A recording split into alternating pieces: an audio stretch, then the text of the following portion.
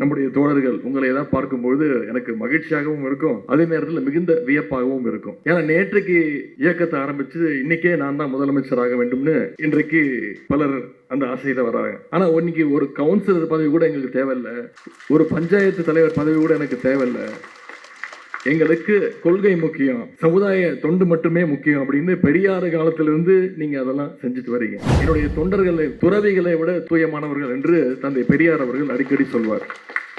பெரியார் தேடலை பற்றி கலைஞர் அவர்கள் குறிப்பிட்டதை, கீரிக்கும் பாம்புக்கும் சண்டை வரும்பொழுது பாம்பை கொன்று எப்பொழுதுமே கீரி தான் ஜெயிக்கும். ஆனால் பாம்பிடம் கடிப்பட்ட அந்த கீரி அந்த பாம்பினுடைய விஷத்தை போக்கிக் கொள்வதற்காக அதற்கு மட்டுமே தெரிந்த ஒரு மூலிகையில கொண்டு போய் விழுந்து பொருளும். அப்படி பொது வாழ்வில் பல பாம்புகளிடம் கடிப்படும் நான் பெரியார் திடலுக்கு வந்து பெரியார் எனும் மூலிகையை தடவினால் அந்த விஷமெல்லாம் முறிந்து போகும் அப்படின்னு கலைஞர் அவர்கள் குறிப்பிட்டு சொல்லியிருக்கிறார். கலைஞர் அவர்களை மட்டுமல்ல, இன்றைக்கு நம்முடைய முதலமைச்சர் அவர்களை மட்டுமல்ல, என்னையும் சில நேரங்கள்ல நிறைய பாசிச பாம்புகள் சீண்டு கொண்டு இன்றைக்கும் இருக்கின்றது. பெரியாரும் அண்ணாவும் பேசிக்கொள்ளாத சமயத்துல விடுதலை பத்திரிகையில திமுக பத்தி எழுதும்போது திமுக எழுத மாட்டாங்க, கண்ணீர் துளிகள் அப்படின்னு குறிப்பிட்டு விடுதலை பத்திரிகையில வரும். பெரியாரும் அண்ணாவும் கலைஞரும் பேச ஆரம்பிச்ச பிறகு விடுதலையில கண்ணீர் துளிகள்ங்கிறது திமுகன்னு மாறுச்சு. அதற்கு காரணமாக இருந்தவர் நம்முடைய ஆசிரியர் ஐயா அவர்கள் தான்.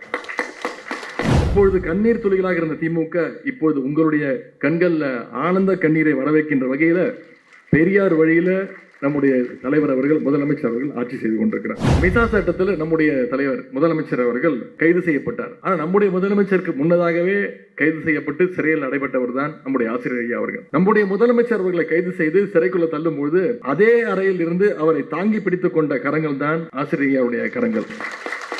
திராவிட இயக்கத்துடைய திசை காட்டி ஆசிரியர் ஐயாவுடைய பிறந்தநாள் நிகழ்ச்சியில் உங்களோடு சேர்ந்து நானும் இங்கே வருகை தந்து ஆசிரியருடைய வாழ்த்துக்களை பெறுவது நான் மிகுந்த மகிழ்ச்சி அடைகின்றேன். சரியாக 5 நாட்களுக்கு முன்பு இதே பெரியார் திடலுக்கு என்னுடைய பிறந்தநாள் நிகழ்ச்சிக்காக வந்திருந்தேன். இன்றைக்கு ஐயாவுடைய பிறந்த நாளுக்காக வருகை தந்திருக்கின்றேன். இந்த பெரியார் திடல் என்பது என்னுடைய பொது வாழ்வில் என்னால் மறக்க முடியாத பல தருணங்களை, பல நிகழ்ச்சிகளை நடத்தி இருக்கக்கூடிய தேடல் தான் இந்த பெரியார் தேடல். நான் முதல்ல 2019ஆம் ஆண்டு இந்த அரசியல் பொது வாழ்விற்கு வந்த பிறகு நான் கலந்து கொண்ட முதல் புத்தக வெளியீட்டு நிகழ்ச்சி இதே பெரியார் தேடலில் நடந்தது.